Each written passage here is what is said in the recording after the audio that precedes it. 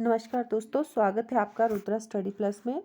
तो दोस्तों, आज हम फिर आपके लिए लेकर आए हैं चाइल्ड साइकोलॉजी से रिलेटेड 30 प्रश्नों का संग्रह। हमें उम्मीद है कि आपकी आगामी परीक्षाओं में ये जो क्वेश्चन हैं इसमें से 100% जो है क्वेश्चन रिपीट होंगे। तो प्रश्न नंबर 1 पे आ जाते हैं हम। प्रश्न नंबर 1 है हमारा, ड्राइव रिडक्शन थ्योरी किसके द्वारा दी गई। तो इसके ऑप्शन है हल, स्किनर, थार्नडाइक या इनमें से किसी ने भी नहीं दी। तो ऑप्शन 1 जो है वो इसका सही आंसर है, हल। प्रश्न नंबर 2, बुद्धि आसपास समायोजन की योग्यता है, यह किसने कहा। स्पेयरमैन, टर्मन, जीन पियाजे, इनमें से कोई नहीं। तो बुद्धि आसपास की समायोजन की योग्यता है, ये कहा है जीन पियाजे ने। प्रश्न नंबर 3, संबंधवाद का सिद्धांत किस वर्ष में दिया गया। तो ये सिद्धांत दिया गया है 1913 में। ऑप्शन 2 जो है वो इसका सही उत्तर है। प्रश्न नंबर 4 है, आधुनिक मनोविज्ञान के जनक हैं विलियम जेम्स, वॉटसन, एस बंदूरा, इनमें से कोई नहीं। तो ऑप्शन 1 जो है विलियम जेम्स इसका सही आंसर है। प्रश्न नंबर 5 पे आ जाते हैं। प्रश्न नंबर 5 है, बुद्धि लब्धि आईक्यू के सूत्र का सर्वप्रथम प्रयोग किस वर्ष में किया गया। तो देखिए, जो बुद्धि लब्धि वाले क्वेश्चन हैं इसमें या तो इसका फॉर्मूला आएगा आपको कि बुद्धि लब्धि जो है वो कैसे निकाली जाती है, या फिर इसका प्रयोग सर्वप्रथम किसने किया, या फिर इसको सबसे पहले प्रयोग किया। तो सबसे पहले जो है इसका सूत्र जो है वो दिया है 1916 में, इसका प्रयोग किया गया है। और इसका जो सूत्र है वो टर्मन लेकर आए हैं। और जो बुद्धि लब्धि का सूत्र होता है वो हमने आपको पिछली वीडियो में बता दिया है कि क्या होता है। ठीक है, प्रश्न नंबर 6 पे आ जाते हैं। The process of education in 1960 नामक पुस्तक किसके द्वारा लिखी गई। ब्रूनर, पियाजे, स्किनर या कोई नहीं। तो ऑप्शन 1 जो है, ऑप्शन ए इसका जो है राइट आंसर है, ब्रूनर। प्रश्न नंबर 7, शिक्षा मनोविज्ञान मनोविज्ञान की वह शाखा है जिसमें शिक्षण तथा अधिगमन के बारे में बात की जाती है, यह किसकी परिभाषा है। स्किनर, स्टेफिन, क्रो, इनमें से कोई नहीं। तो ऑप्शन 1 जो है वो सही आंसर है, स्किनर। प्रश्न नंबर 8, प्रिंसिपल ऑफ बिहेवियर पुस्तक के लेखक हैं हल, स्किनर, वॉटसन, इनमें से कोई नहीं। तो ऑप्शन 1 जो है हल, वो इसका राइट आंसर है। प्रश्न नंबर 9, काल्पनिक नेता कौन होता है। वह जो मध्यम अवधि दृष्टिकोण रखता है, वह जो लघु अवधि दृष्टिकोण रखता है, वह जो दीर्घ अवधि दृष्टिकोण रखता है, वह जो आवश्यकता की संतुष्टि के लिए पहल करता है। तो दोस्तों, काल्पनिक नेता वह होता है, काल्पनिक मीन्स जो इमेजिनेशन करता है। तो इमेजिनेशन जो है वो फ्यूचर के लिए होती है, तो जो मतलब लंबी अवधि के लिए होती है। तो इसका जो ऑप्शन 3 है वो सही आंसर है, वह जो दीर्घ अवधि दृष्टिकोण रखता है यानी कि दूर की सोचता है, वो काल्पनिक नेता होता है। प्रश्न नंबर 10, व्यक्तित्व का महत्वपूर्ण पक्ष किस रूप में जाना जाता है। ईगो, सुपर ईगो, इद, इनमें से कोई नहीं। तो व्यक्तित्व का महत्वपूर्ण पक्ष जो है वो किस रूप में जाना जाता है, इद के रूप में। प्रश्न नंबर 11, साइकोलॉजी यानी मनोविज्ञान शब्द का सबसे पहले प्रयोग किसके द्वारा किया गया। ऑप्शन 1 है रुडोल्फ गॉलकॉय, गिलफोर्ड, स्किनर, इनमें से कोई नहीं। तो ऑप्शन 1 जो है रुडोल्फ गॉलकॉय जो है इसका सही आंसर है। प्रश्न नंबर 2, साइकोलॉजी शब्द की उत्पत्ति हुई है यानी कि साइकोलॉजी शब्द जो है वो कहाँ से निकला है। तो साइकोलॉजी शब्द जो है वो साइक प्लस लोगोस यूनानी के दो शब्दों से, या फिर लॉगस प्लस साइक शब्दों से, जर्मन भाषा के शब्द से, या कोई नहीं।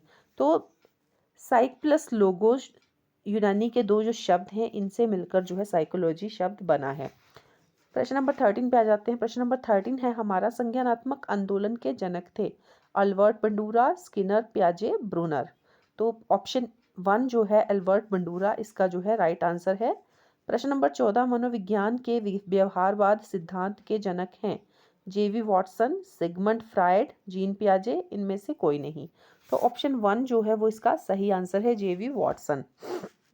प्रश्न नंबर 15 पे आ जाते हैं। प्रश्न नंबर 15 है हमारा, प्रबलन पुनर्वलन का सिद्धांत किसने प्रतिपादित किया।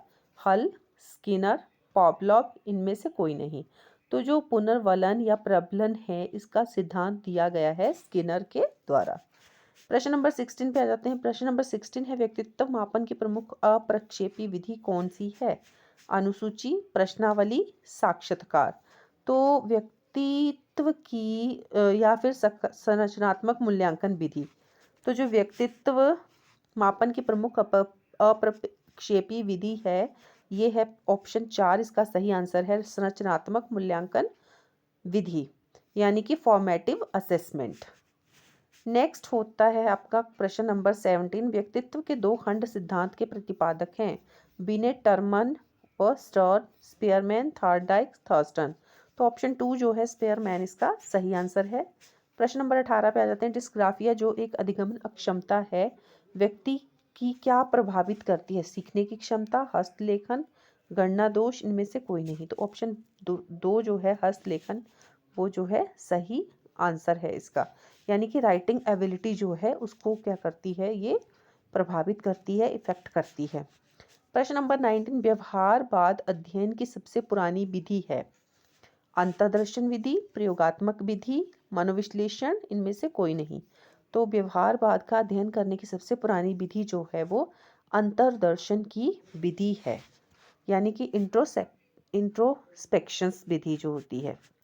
प्रश्न नंबर 20। समानीकरण के सिद्धांत को किसने अग्रसारित किया है? Tolman, Skinner, Freud, Charles जूड।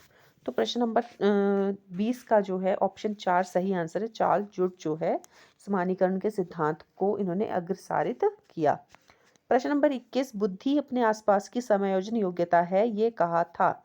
Spearman ने, बिनेट ने, जीन पियाजे ने, इनमें से कोई नहीं। तो ये जो है ये कहा था बुद्धि अपने आसपास की समायोजन की योग्यता है जीन पियाजे ने। प्रश्न नंबर 22। इनमें से कौन सा अधिगमन आंकलन में नहीं आता है? अधिगमन का तरीका, विद्यार्थियों की क्षमता, विद्यार्थियों की आवश्यकता, विद्यार्थियों की त्रुटियां। अधिगमन का तरीका यानी कि वे ऑफ टीचिंग जो है वो आंकलन में नहीं आता है। प्रश्न नंबर 23। वाइगोत्स्की के सिद्धांत में विकास के लिए किस पक्ष को अंदाज किया गया है? सामाजिक, सांस्कृतिक, जैविक या भाषाई। तो इसका ऑप्शन 1 जो है वो सही आंसर है, सामाजिक। प्रश्न नंबर 24। अति सक्रिय बच्चों को आवश्यकता होती है क्लास में विशेष ध्यान की, अलग से क्लासरूम की, विशेष शिक्षक की, विशेष पाठ्यक्रम की।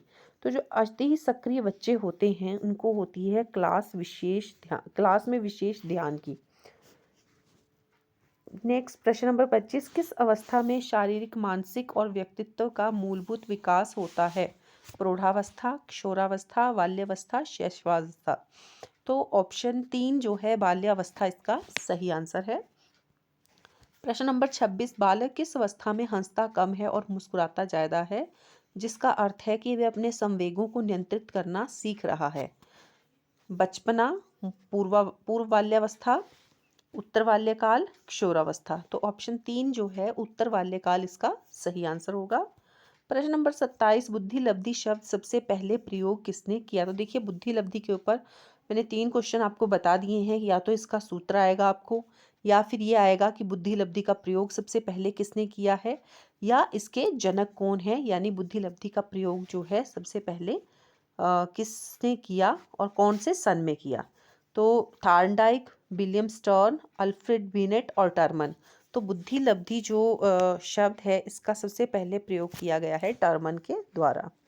प्रश्न नंबर 28। पाठ्यक्रम में लचीलापन का प्रत्यय किसको लाभान्वित करने के लिए प्रस्तावित किया गया है?